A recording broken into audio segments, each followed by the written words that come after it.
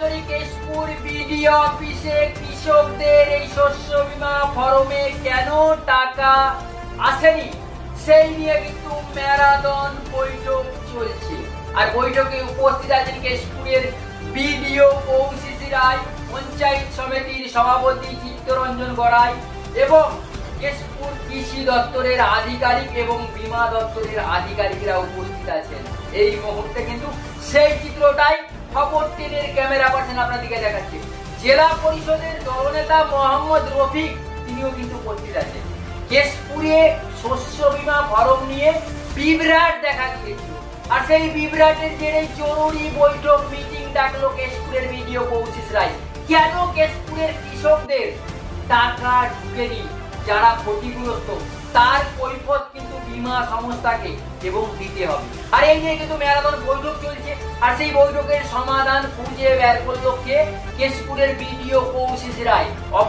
অপর প্রান্তে কিন্তু কেশপুরের মানুষেরা, কেশপুরের কৃষকেরা তিনারা ফর্ম ফিল আপ করছেন, আবারও শস্য বীমার ফর্ম জমা দিচ্ছেন। আর এই নিয়ে কিন্তু আবারও সেই চাঞ্চল্যকর তথ্য কেশপুরের ভিডিও অফিস থেকে তুলে ধরলো কে? মোহাম্মদ রফিক, জেলা পরিষদের দলনেতা। তিনি বলছেন বীমার লোককে মুচলেখা দিয়ান করে তবেই ছাড়া হয়েছে। তবে কৃষকেরা যে আবার নতুন করে ফর্ম জমা দিচ্ছে, তবে এটা কার্যকারী হবে না। যারা জমা দিয়েছিল তারা অবশ্যই ক্ষতিপূরণ পাবে। এই মুহূর্তে কিন্তু আমাদের প্রতিনিধি আপনাদের কাছে ব্রেক করছে, দেখে কৃষকের টাকা ঢুকেছে। এতে আমরা আজকে অলরেডি ইন্স্যুরেন্স কোম্পানির যে ম্যানেজার কোঅর্ডিনেটর বাজাজ ইন্স্যুরেন্স, তাকে ডাকা হয়েছে, তাকে বলা হয়েছে তারই নেগলিজেন্সি পোর্টালের নাম ওঠেনি, কীভাবে কি করবে এই দিয়ে আমাদের প্রায় দীর্ঘ 3 ঘন্টা ধরে বৈঠক হলো। বিডিও সাহেব, এডিএ সাহেব এবং ওই কোম্পানির বাজাজ ইন্স্যুরেন্সের যে কোঅর্ডিনেটর, যে দায়িত্ব ছিল, তাকে বাধ্য করা, সে মুছি লেখা দিয়েছে। তার ভুলের কারণেই এত প্রায় 10,000 কমপক্ষে চাষি এখনও টাকা পায়নি। মোট এখন পর্যন্ত আমাদের কেশপুরে যেটুকু আমাদের কাছে তথ্য আছে, প্রায় 10,000-এর নাম তো তুলেইনি, ফর্ম বস্তাবন্দি হয়ে পড়ে রয়েছে। 66,010টা ফর্ম পাঠানো হয়েছিল, তার মধ্যে 16,345 জন কৃষক মোট পেয়েছে 9,97,29,159 টাকা এখন পর্যন্ত পেয়েছে। বাকি এখন পশ্চিমবঙ্গ সরকারের পোর্টাল বন্ধ। এদের যে এই ভুল, অ্যাকচুয়ালি মমতা বন্দ্যোপাধ্যায় আমাদের মাননীয় মুখ্যমন্ত্রী, তিনি 1 মাস কৃষকদের শস্য বীমার জন্য সময় কেন বাড়িয়েছিলেন? যেহেতু দানা ঝড় আসছে, ঝড়েও তো অনেকের ক্ষতি হতে পারে, হয়েওছে, কেশপুরের কেন সারা বাংলাতেই ক্ষতি হয়েছে। সেই কারণেই 1 মাস তিনি সময় বাড়িয়েছিলেন, যাতে কৃষকরা তাদের ফসল নষ্ট হলে শস্য বীমার মাধ্যমে তারা তাদের ক্ষতিপূরণটা পায়।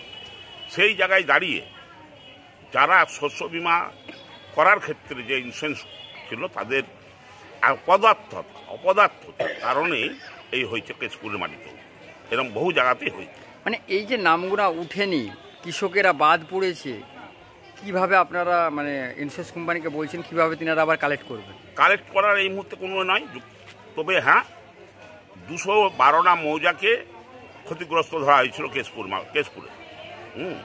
তো সেইখানে এখন পশ্চিমবঙ্গ সরকার যদি পোর্টাল আবার চালু করে, তাহলে সমস্ত চাষির নাম আবার যেগুলো পায়নি তাদের নাম উঠানো যাবে।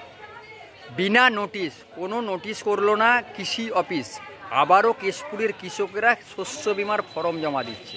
এটা অন্যায় করব। এটা হচ্ছে সম্পূর্ণ ওই যে শস্য বীমার যে কোঅর্ডিনেটর বাজাজ জ্বালাইন্স, ওর ভুলের জন্য এইসবগুলো ফলসভাবে জমা নেওয়া হচ্ছে। তাহলে এই যে জমা দিচ্ছে কেশপুরের কৃষকের, এটা ফলস, এগুলো অন্যায় করছে। পোর্টাল খুলে তো জমা করবে কি করে? কেন কেশপুরের কৃষকের দিকে বারবার হাইরান করে? এগুলো তো অন্যায় করছে। আজকে কেশপুরের 1,000-এরও বেশি কৃষক এখনো লাইনে দাঁড়িয়ে আছে, ফর্ম জমা দিচ্ছে, খবর হয়েছে, আমরাই খবর ব্রেক করেছি। কি বলবেন?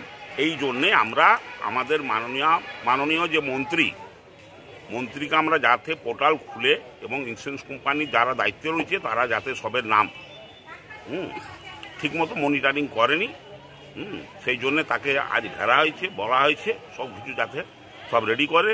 ওদের উপরের অফিসারের সঙ্গে উনি কথা বললেন, সরকার পোর্টাল যদি আবার খুলে তাহলে আবার অনেক লোকই টাকা পাবে। তাহলে আজকে যে ফর্মটা জমা হয়েছে এটা চাপা হয়ে পড়ে থাকলো আবার, তাই তো? আমার ধারণা তাই।